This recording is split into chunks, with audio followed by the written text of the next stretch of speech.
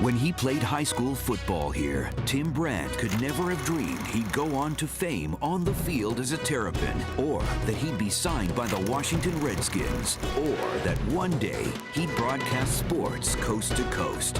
He just played for the love of the game. Today, he covers local sports the very same way, with a passion that just can't be faked. Tim Brant, Washington Sports Authority.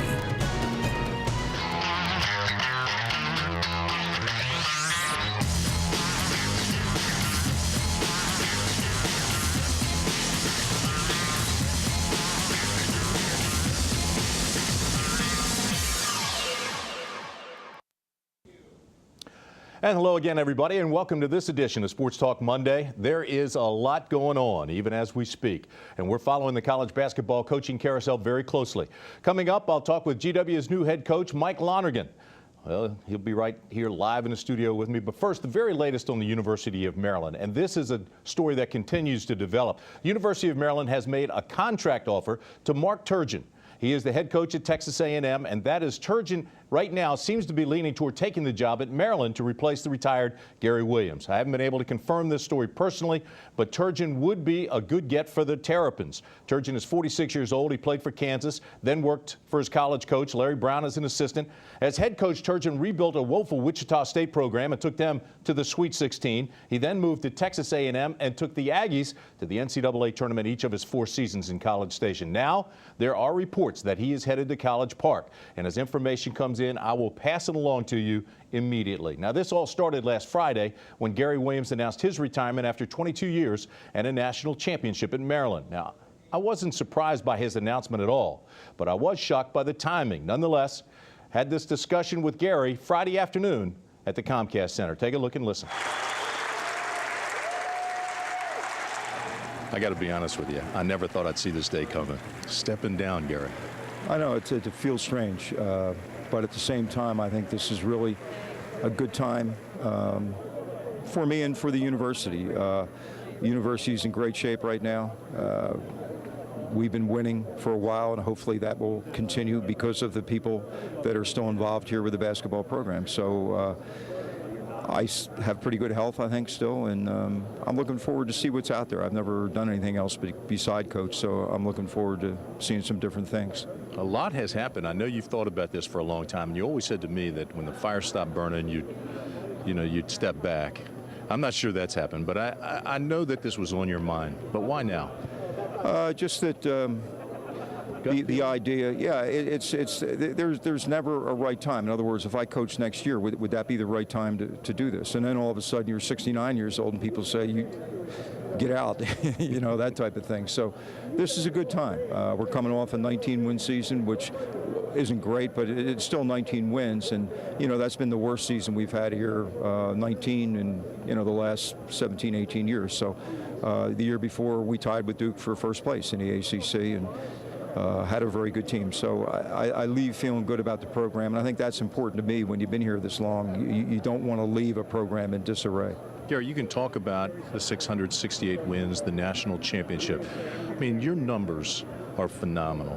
But for me, as an alum, I think one of your greatest accomplishments, if not the greatest accomplishment, was resurrecting this program when you came back. I agree. You know, wins are numbers.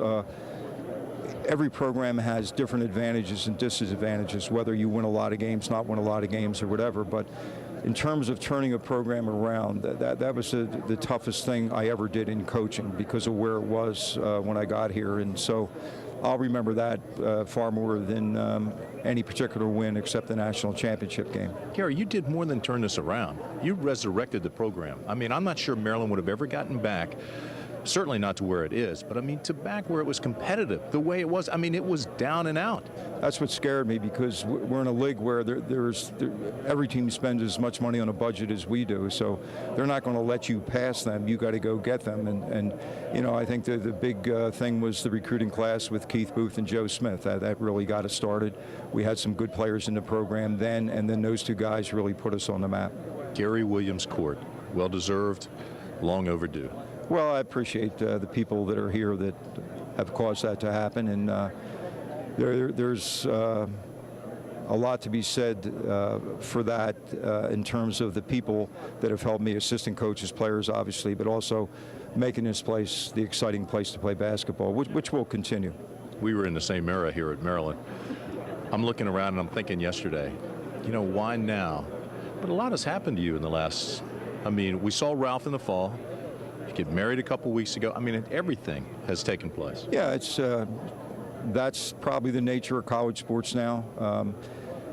Like I said, there is no perfect time. The perfect time to do it is after you win a national championship. But, you know, I was way too young then. And now at 66, I'm still young enough to maybe do some things that I couldn't do at 69 or 70. So I think that's one of the big things. I mean, it's not the coaching part. I love the practices. I love when the game starts. But there's a lot of other things in there that are pretty tough. When you were sitting up there today, what were some of the things going through your mind? I know you have great memories of Cole Fieldhouse. Yeah, I remember Walt Williams, first of all. When we did receive the sanctions, Walt was loyal, could have transferred, played right away anywhere, but he decided to stay at Maryland. I'll never forget that. And, you know, just the fun in Cole, walking out with the 4,000 students on the one side of the court. And, you know, some of the games there, it was 100 degrees and cold because there was no air conditioning. And, you know, you just go right down the list. There was just a lot of great times. You screwed up this day. We were going to play golf. I know. We were all set to go, and it's all right. We'll get that done. I've got time now. Thank you for being a good friend. Thanks for everything you've done for Maryland. And thanks for all your help for our university. We appreciate it. You're the best. Thank you. Thanks, Gary.